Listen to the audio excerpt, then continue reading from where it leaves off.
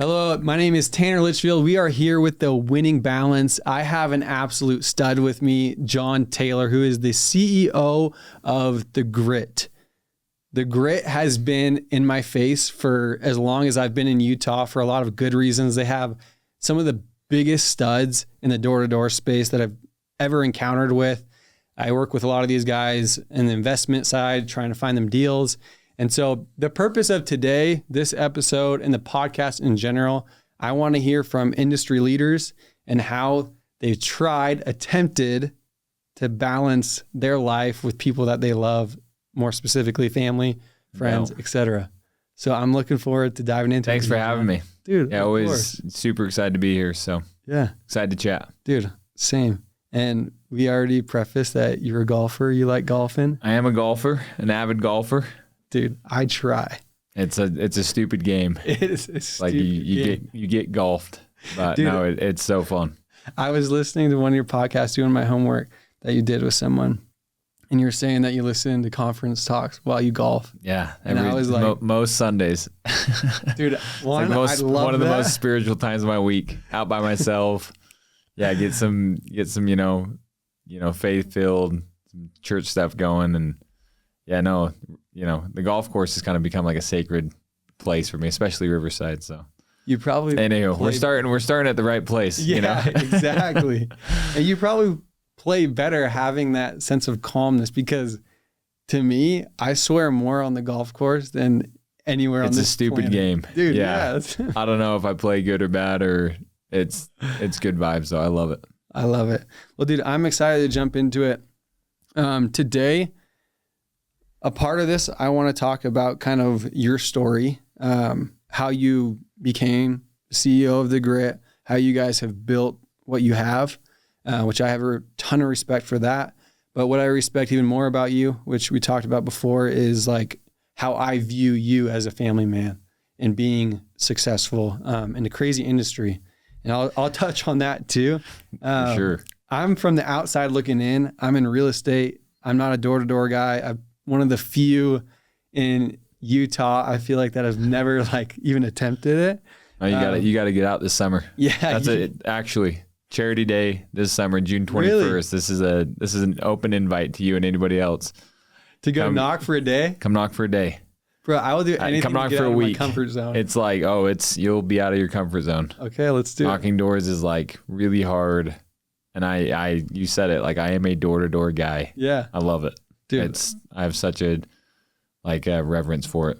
Dude, that's so sweet. And I'm excited to dive into that, because for me, I mean, you probably hear it more than anything, of the stereotypes of door to door. For sure. And you, I've met people that seem to fit that stereotype, or so what I've called, but I've met some of the best people that I've ever talked to that are in the door to door scene too. Right. And at the end of the day, it's just a stereotype.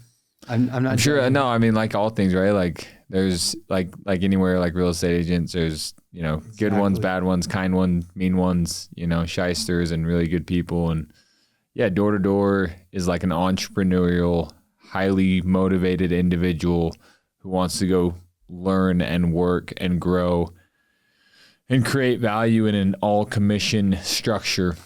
So there really is no, you burn the ships, full send. So dude, no, I love it. Have probably one of the worst raps ever. So it's coming from a similar place, but yeah, it's all good things, dude. And the door-to-door guys that come to real estate, that work ethic that you learn in that space, I respect it a ton. So, no doubt. I think it serves you your whole life, learning how to sell, 100%. Learning how to deal with rejection, learning how to communicate. I think you'll be a better husband, father, business owner, real estate, doctor, lawyer, if you can learn how to do those things. So, no, I mean, everyone says it. I say it. I think every single person should do door-to-door a year. Should be a mandatory internship in college. Yeah. You just learn so much. The most valuable thing that people take from door-to-door usually isn't the money. It's who they become throughout the whole process. And yeah, it's certainly been that way for me, for good and bad. Dude, I love by no means have I, But like, no, I've learned a ton from it. I love that. And I think too, like the closest thing I had to that was my mission. I served a mission after Sick. Where'd you go? Indianapolis. I love Indy. Dude, yeah. Carmel, Zionsville. The bougie parts. Yeah. Columbus, even down south, and Lafayette, and you go up like Indy's sick. Dude, yeah. I like genuinely really like Indy. I loved Indy. I mean, I feel like it's a slept-on city too. For sure. It's so clean downtown. You got all the roundabouts. Exactly. Bro, traffic doesn't move no. like it does here. It's insane. Whoever came up with that needs an award. The roundabouts. It's clean. Specifically Carmel too. They have Carmel's city of roundabouts. Yeah, exactly. We went to T-Swift like a couple months back in Indy, and it was nostalgic. Anyways, we digress, but there's a restaurant there called Mama Corolla's in downtown Indy. It's so good. But anyways, I've been meaning to go back, so I'm gonna write that down. Yeah, it's really good. So what kind of food do they serve? Italian. Okay. Now we had it like in 2017. So we opened up an office there and we sold there in 2017, and we had it when we were like, this is my wife and I's first. We got married in 2016, so we were like early, and we were almost like scared to go back because it was like, was this restaurant good or did we just not know any better? Like, how did we just not eat like a lot of good food? Because to us it was like but no, we went back and it was way good. I love it. We were on to something. There's a burger joint that I love that's like down south. But dude, let's dive into this intro so people.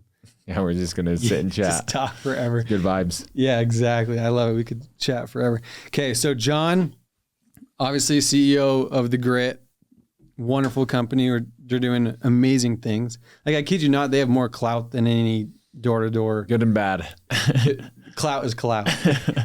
It's not always the sexiest, but it's good things. We work with amazing people. Yeah, 100%. And I could say the same. John started, I'm not going to ruin your whole story. I want to hear it from you. I'm going to give brief highlights. You are a double Golden Door winner, which for those that aren't in the door-to-door space, that means you absolutely grinded for a summer. $650K in revenue, right? Yeah, back it was 1,000 accounts. That's insane. Back then. Different contract values than they are today. But dude, still, that's freaking insane. It was great. Okay, he's a family man through and through based on Instagram. So we're going to get to know him more. For sure. We're going to get to know him more on that side. He's got 2 boys, 1 girl on the way, correct? Let's go, yeah. He adores his wife, Emily, from my research. Yeah. I mean, it all probably looks sexier than it actually is, on Instagram and social media. But no, I do love my wife. It always is that way. But like, I can already tell from like the vibes that I felt, you're a good dude. So I'm excited to dive into it. Trying. He's a faithful man, raised in Kaysville. This one's going to blow you away. He's one of 11 kids in his family growing up. He's worked his way up in the door-to-door space, and now he's the CEO of The Grit. So that's the elevator pitch. Now you need to be talking a lot more than me. I'd love to hear like your story from John's perspective of your journey. And I'd love really for you to emphasize too how that was for your family too. Like growing up. Wherever you want to start, but even like my family now. Yeah, your family now, and how your wife was reacting, how it was adjusting with your first kid in that environment. That's the good stuff. I'd love to talk about that. Grew up in Kaysville. 10 siblings. I was 7th. Boy, girl. All 11 of us have like really strong personalities, like strong opinions. It's interesting that like none of us went the other way. We're all kind of like fighters and like, and I'm sure that shaped a ton of like the way I am. And grew up playing soccer at a high level, was always super competitive. Went to, Davis High School, had an amazing high school experience, mowed lawns and did, some other like different businesses. And my dad made really good money, but we never knew it. We had to, we were grounded at 16. If we didn't have a job, we had to pay for our own phone and cars. And I had to save up $5,000 for my mission. And that was like Mount Everest for me.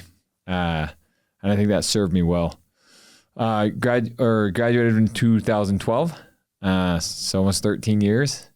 And went to Utah State, they came out with the age change for missionaries from 19 to 18. And so then I went immediately. So I went in February of 2013, served a mission in Tahiti. It was an incredible, like, beautiful experience. Learned French and Tahitian.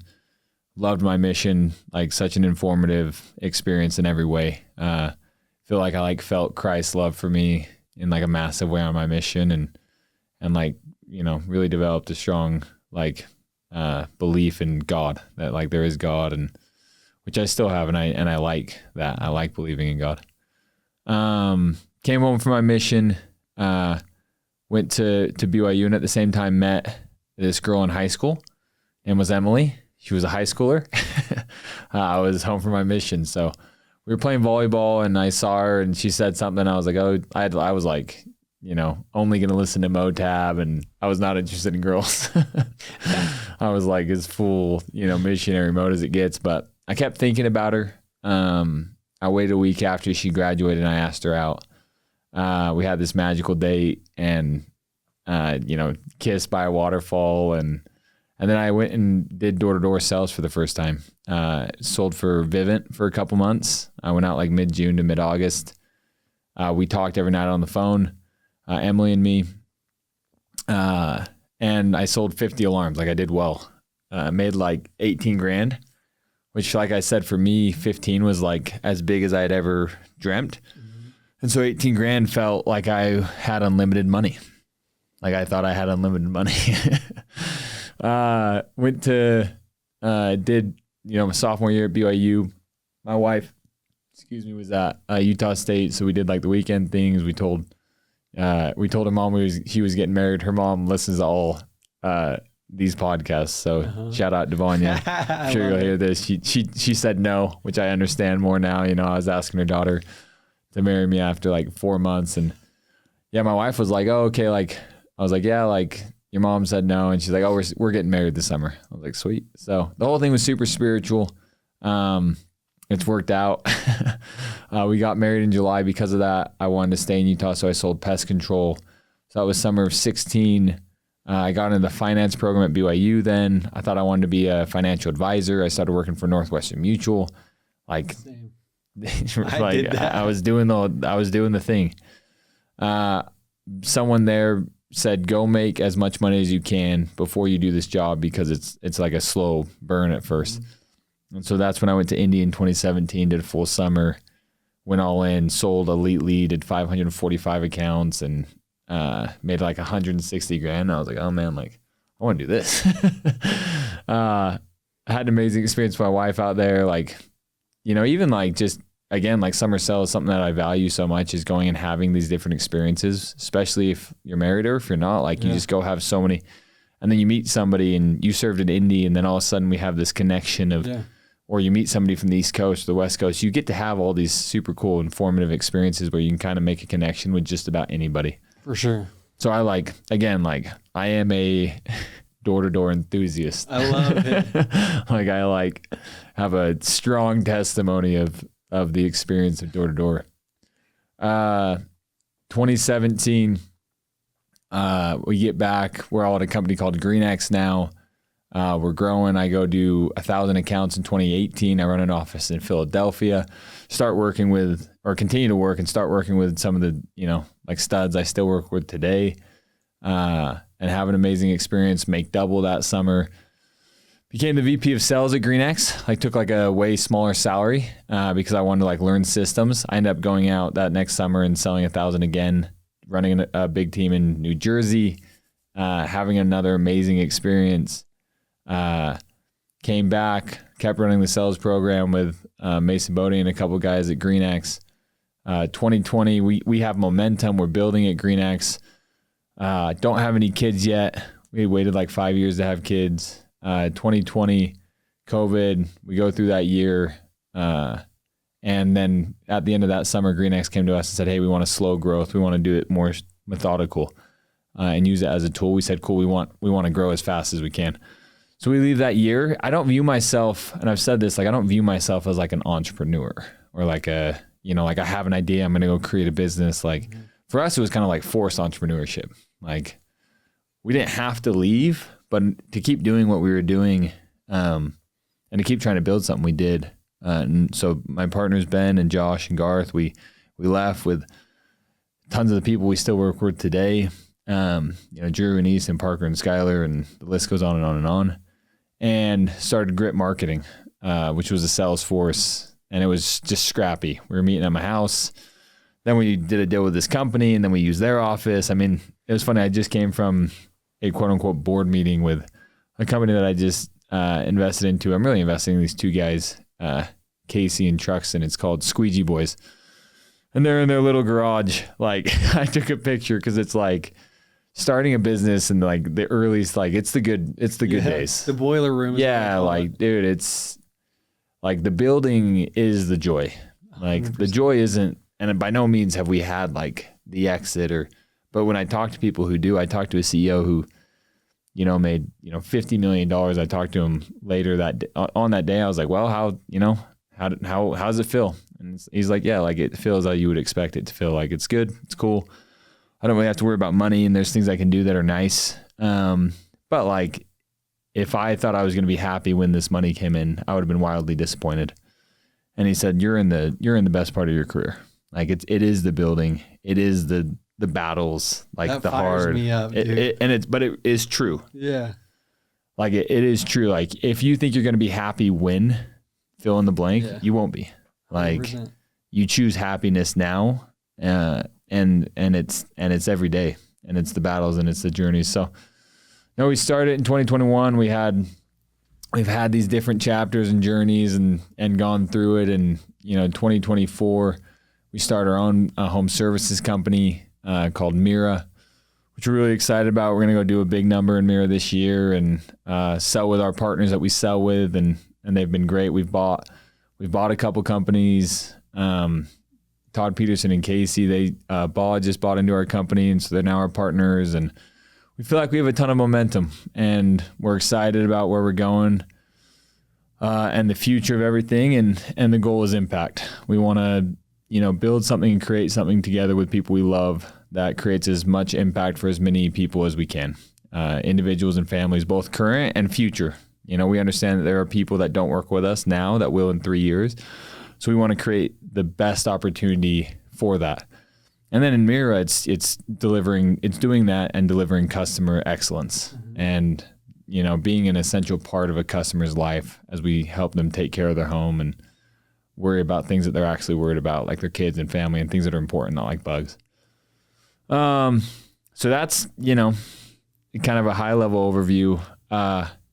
In that, like you said, we had our first, we got pregnant with a boy we later find out, and we miscarried at like 10 or 12 weeks. And that was like really hard, especially for my wife.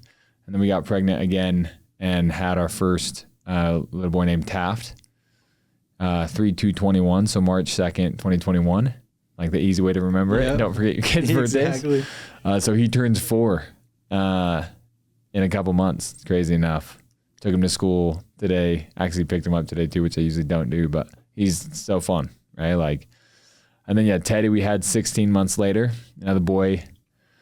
And then now, we have a little girl on the way, which I'm way excited about. I think, this year, when I think about this year and all the goals that I have, like kind of the overarching goal, and sorry to go on a tangent, but no, I love this. I'm going to mute this too. Try to, kind of the overarching goal, and the word for this year is softening.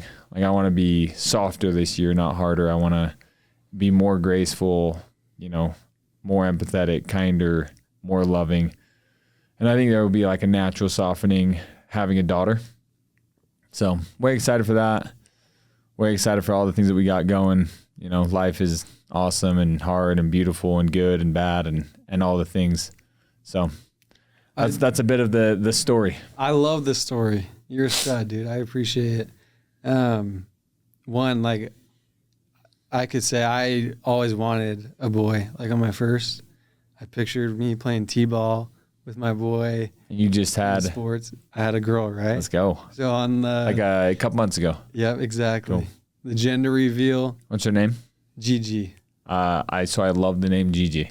Really? Like I would love to name our daughter Gwen Georgia, and I would love to call her Gigi. My wife's kind of out on it. Dang it.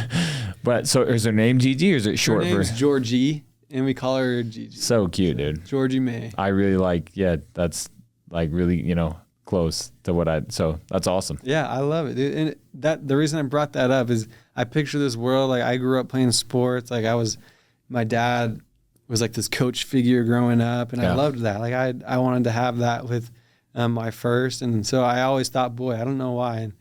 And the gender reveal, found out I was having a girl. And at first I was like, okay, this is, for whatever reason, I thought I was going to have a boy. And she has changed my perspective on life. Sure. Completely. I'm sure. So she truly like melts my heart. That's the best way. It's a magical feeling. No, I'm excited. Yeah. Boys and girls, from what I hear, are different. I'm sure. Like, I don't know what the boys like. Our boys are insane. They wrestle. They beat the crap out of each other. So I'm excited to have a little girl. I love that. Well, dude, on your first, like from the outside looking in, what I see summer sales as is that you guys are always living in different places. Like my buddies that are in summer sales, I'm like, where are you at now? Like, how do I get a hold of you? How did you, like, where were you when you're going through your first baby phase, and how did you adapt with the lifestyle of door to door? It's a good question. So door to door is more transitory. I never did summers I never did summers with kids. We were always married with no kids through 2020. We had TAPS in 2021 of March. That was the first year of Grit Marketing. And so I never did summers with kids. Was that intentional?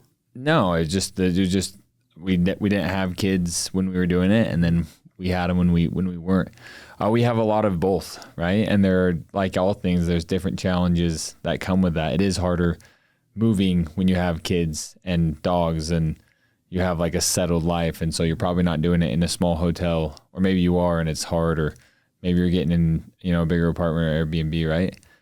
Like all things, there's pros and cons, and there's hard things. We just got back from our company cruise last week, and we're talking to all these employees on the cruise ship who are out there for 9 months, 8 months, and they have Dahlia, the smoothie maker, has like 6 kids with 3 different dads, and and she's Jamaican, and one's 27 and 11, and it's like legit like kids, and they go to Jamaica, but it's 4 hours away, so she can't see her kids. Anyway, long story short, that's really hard, and that's like a sacrifice, and whatever you choose, right? Like whether it's doing door-to-door sales, or working 9 to 5 for 12 months and having 15 days of PTO, or doing a 4-month stint, or doing the military. You get to choose your hard. Yeah, it's all hard. 100%. Starting your own business is incredibly hard.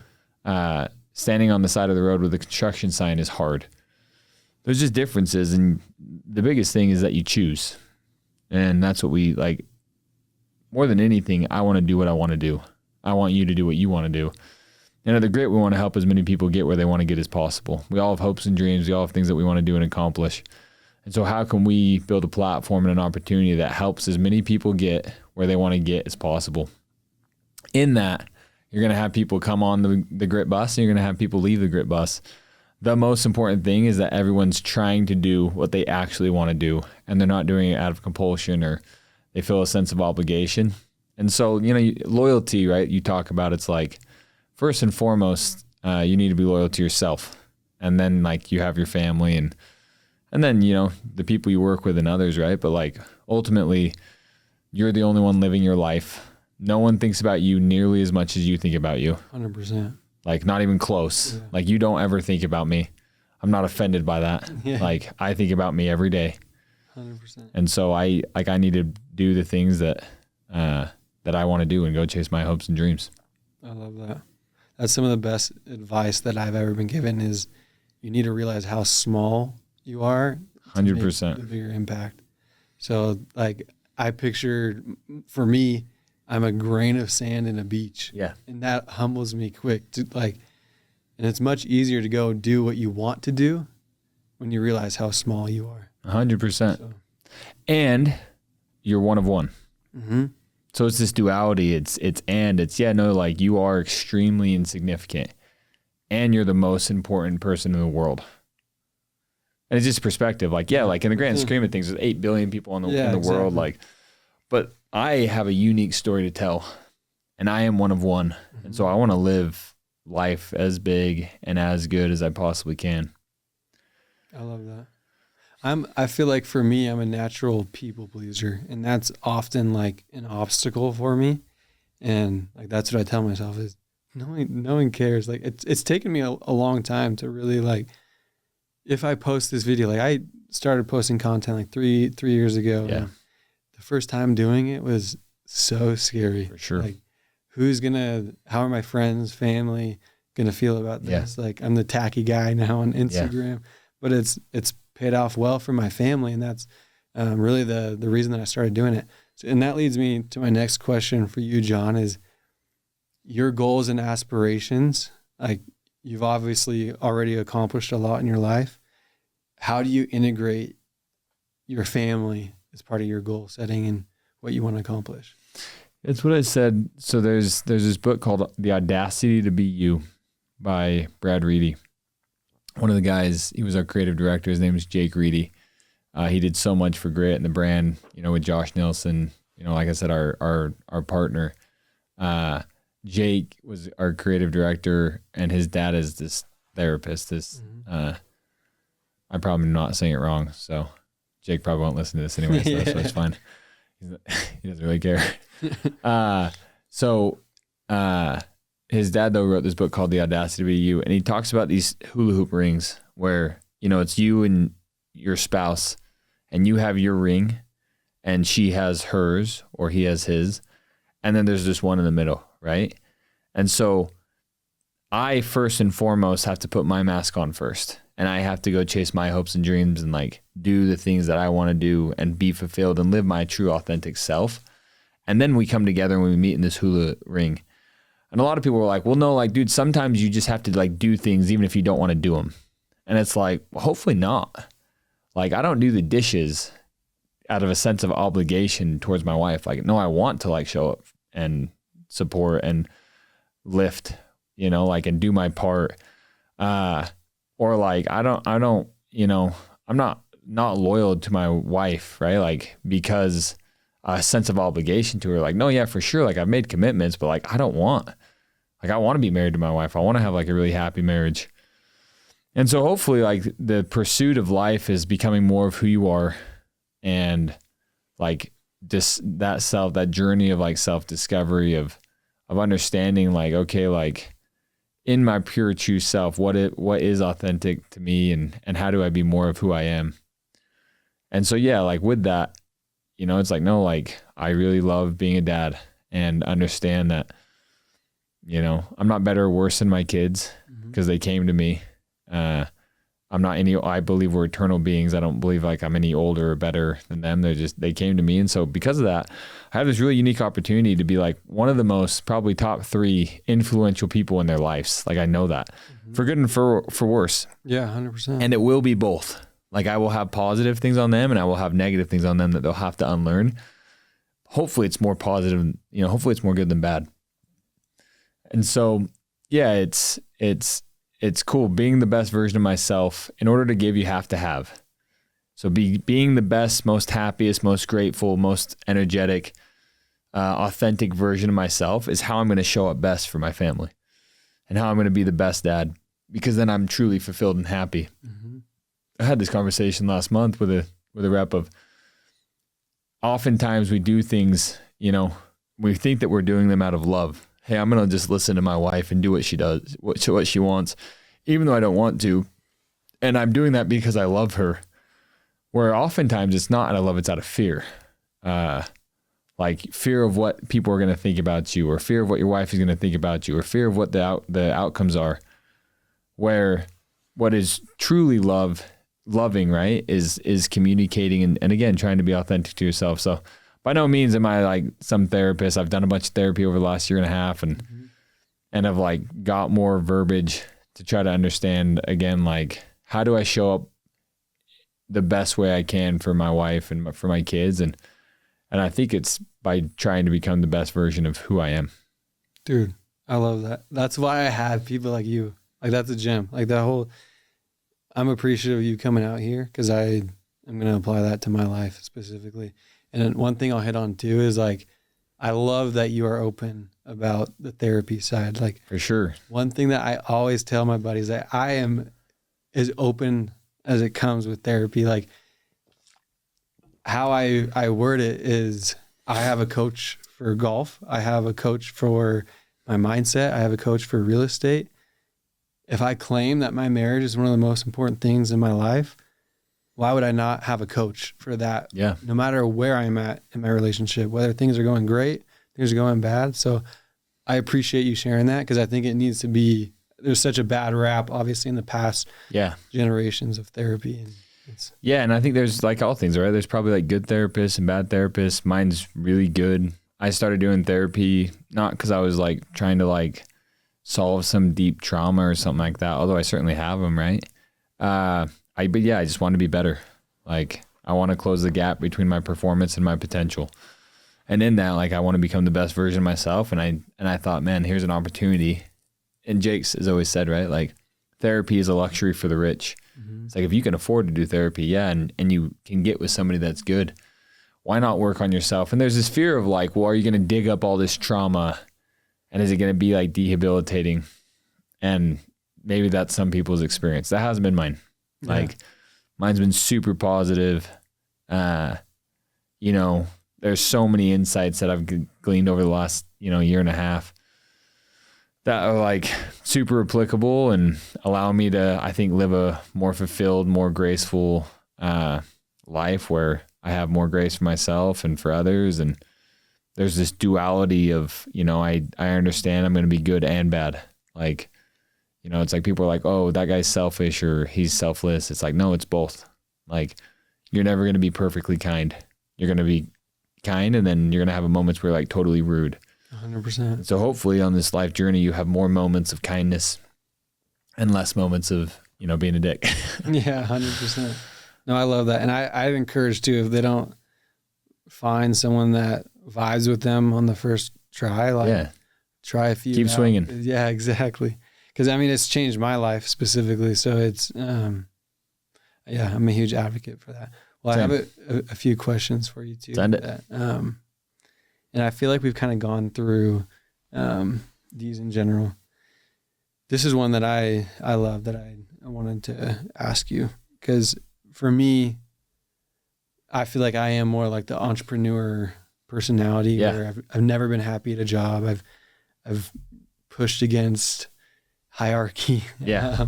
I just have that personality for like the pros and the cons of that. And so like entrepreneurship is a roller coaster. There's bad times, there's good times, lots of fires, there's seasons of like straight grinding. There's slow seasons, which are almost sometimes more stressful, right? Yeah. So also like when you have employees, like I only have like my assistant right now, you have a lot more than that, but there's a lot of weight on your shoulders. So no doubt. How do you attempt to balance this world, this crazy world that we call entrepreneurship, while being like intentional with your family? And you can even extend family to like your loved ones in general. Yeah, there's a couple of things that come to mind. I saw this video clip of Elon Musk this last week. He talks about like entrepreneurship and ownership and being the CEO. Mm-hmm. And he's like, being the CEO or an owner is like staring into the abyss and eating glass. And he's like, it's staring into the abyss because there's no end in sight. Like and you're dealing with the biggest problems. It's Elon's like the CEO of 7 like massive companies. And $1 billion company. Like every week he goes into a new company and asks, what's the biggest problem? And let's solve the biggest problem. So all the time you're working with the biggest, hardest, most pernicious is what he says problem. So that's staring at the abyss that's eating glass. And then the staring at the abyss is it's never ending. Like there's not like this turn off. Like it's always there. And heavy is he or she who wears, heavy is the head of he or she who wears the crown. Right. And it's like, no, like when the buck actually does stop with you, it's, like there is this weight and this pressure and this stress. For me, and I've had moments of like Judas, Like I don't want this. Like I want to go hold a construction sign and be an employee. Like I don't want this, right? And Ben Horowitz, wrote the book Hard Thing About Hard Things, or The Hard Thing is a Hard Thing. And he talks about like just sobbing, and you do go through it. If you're trying to build like a successful business, you're going to just go through it, and you're going to try way hard, and people are going to hate you. And you're going to try way hard, and you're going to have wins, and you're going to have losses. It's like what you're talking about, like, doing videos. Like you're going to do videos, and some people are going to think you're stupid. But that's you don't do things, like you're not trying to please them anyways. It's not the point. It's like people will say this or that about the grit. It's like, it doesn't actually affect us. Like I'm not worried about trying to please this person or that person. We're trying to create value. And I feel like we have. And we've created a lot of value for a lot of people. And if the grit ended tomorrow, I'd be so proud of what we've done. Like we've, had a ton of financial impact on a ton of people. I think we've given a ton of amazing experiences. I know we've all grown so much. We're all so much more educated. I think, you look at like Elon Musk and the PayPal pirates. It's like the founders of YouTube. It's the founders of PayPal, right? It's Elon. It's all these guys, Peter Thiel, who've gone on to be wildly successful. Hopefully you fast forward in 20 years, like the titans of all the industries are people that came and worked, with the grid or around the grid or with other people, right? That like inspire them to just go conquer and to go chase their dreams and like go build massive value. Like that would be amazing. So it's understanding that like it's going to be incredibly hard and it's going to be good, and we're going to do a lot of good things, and we're going to miserably fail. And so I think started to become happier and have more peace at it and become less stress when I realized a couple things. One, like I'm going to fail, and like I'm not going to please everybody, and I'm going to try way hard. Two, for me, the grit's not the most important part of my life. Like it's just not. I love it. It's super important. Like I care about it deeply. I love who I work with. I love my job. I believe in what we're doing, all of the things. But if my wife and I are good and I'm good with my kids, I can go like attack the world. If that's not good, then nothing else matters. 100%. So it's like when I think about my highlights for 2024, like there's for sure like, grit highlights and golf and these different things, but most of it's like my family. Like most of it's like Emily, and then it's Taft and Teddy. And that's not to say that like, but I think that's most of us. If we have, like I think about Tony Robbins' 6 needs, and it's like connection and love and like family and deep relationships. Like that's the good stuff. And creating value and having impact and hopefully mentoring and helping others get where they want to get is also really good. And so it's not an or. It's not like, oh, are you a family man or are you a businessman? It's no, like I want to live an and life. I want to be an amazing father and an amazing husband, an amazing business leader, and a really good friend, and hopefully like a solid person in the community and impactful and giving, and like I want to do all of it. Is there anything specifically that you've learned or done in the past to not take the stress of entrepreneurship home to your family? Oh no, I certainly do. Like no, by no means have I figured that out. I think framing it right and like perspective of like, what's the worst that could happen? Am I okay with that? Okay, now let's go to, it's like, what's the worst that could possibly happen? Understanding that. And then it's like, and then you go through moments of like deep stress, not sleeping. Like I've gone like for sure, I've had lots of those like, and then you work through it. My kids don't care what, like they know I work. But yeah, then like you try to shut it off, put your phone away and be there and like lean in and try to figure out ways to say yes. We went to Orem Rec Center earlier this week and my kids wanted to go on the slide, and it's like, we've been on it like 10 times and it's like, no, like they're going to quit before I am. Like I'm going to keep, it's like when I'm in a workout, I can keep doing reps. I can just keep going and like try to figure out ways to say yes and be present and do so. But I say no all the time too. So it's not like I'm like figured it out by any means. You're a humble dude, and like, no one's got it completely figured out. So, but like, if there was one thing you could tell a new rep that was worried about chasing success and keeping their family intact, what would you tell them? Yeah. So people ask questions like this, or like especially with like faith, you know, they'll be like, oh dude, like how do I, you know, and especially like whether it's like BYU or whether it's like, how do I go do business and go do these things and like be a super good family man, or like be really strong in my faith. And I don't think the goal of life is to avoid situations, or it's to like try to go live or like do things that protect you from doing certain things. What I guess I'm trying to say is like, I think you can go live an and life. Like I've seen it. Like there's people in my life that I really respect that are like incredible business leaders, and they're really amazing fathers and husbands, and they fell and suck too. It's like, and so when you say like you're humble, it's like, am I humble? Am I arrogant? I don't know. I know that like, I'm like, there's no fluff of genuine, like sometimes I crush with my wife. Sometimes I totally fell. Sometimes I'm patient. Sometimes I lose my temper.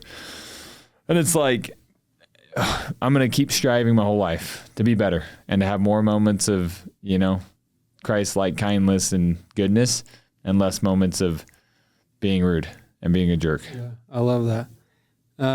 One thing I'll add too is whether you call it humility or the genuineness that you hold. That's one thing that I always try and do. No one's perfect ever. We all strive, right? And you keep talking about this and life, which I love. I had a situation where my block, I was making X amount of dollars and I was happy, not satisfied. That's my anthem, happy, not satisfied.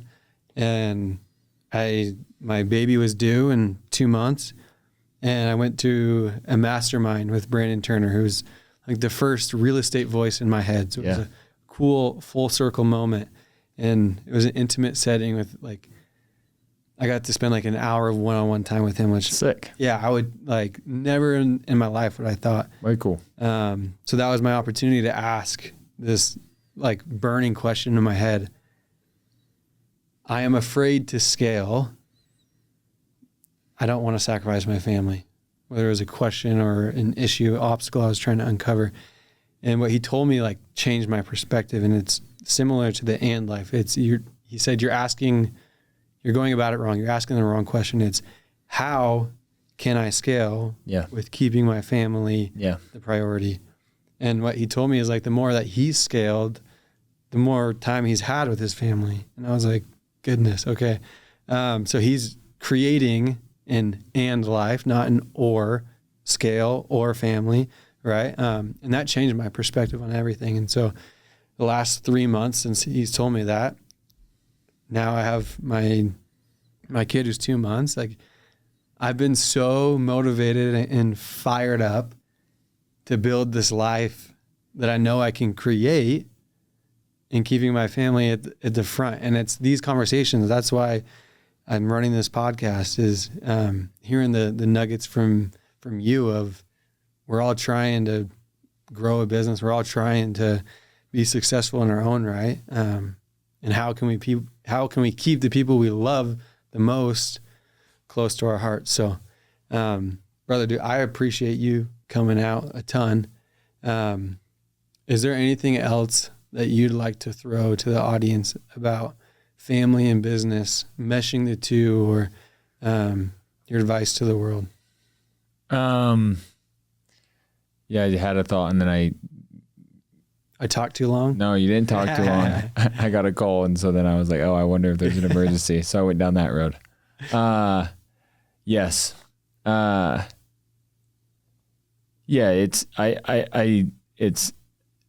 and I remember my thought. I think it's the difference between abundance and scarcity. It's like, oh, I have to choose one. It's like, no, like you can be abundant. You can have both. You can have it all. And you can have more. And And it's what you're talking about, right? It's like, no, you are the gift to the world that you have to give. Like, you are one of one. There is one of you. And so instead of trying to live like somebody else, it's like, no, like, I think the whole point is trying to live like you, and the most and the best way possible. And that's like your gift to the world, right? And to your kids and to your family. But yeah, it's money is a magnifier. It makes you more of who you are.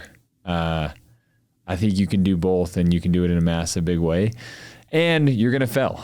Like, you know, I saw that interview with Dana White where he's like, oh dude, like, people are like, what do you want your legacy to be? And he's like, I was a good dad.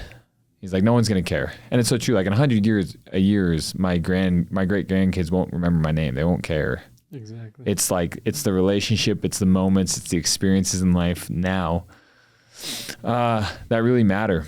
And again, like, I think you can do it all.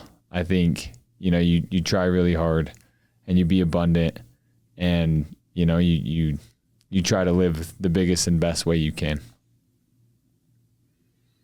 I love it. I appreciate you coming out, brother. It's way good to chat. Way fun. Yeah. We'll have to continue this conversation. Yeah, no, it's been great. Really great meeting you, cheering for you. Like, I've seen your stuff. I appreciate it. You have like 13 properties or something like that. It's incredible. Keep crushing it. You know, excited for you. I appreciate it, brother. We'll stay in touch. All right, bro. Thank you, everyone, for listening.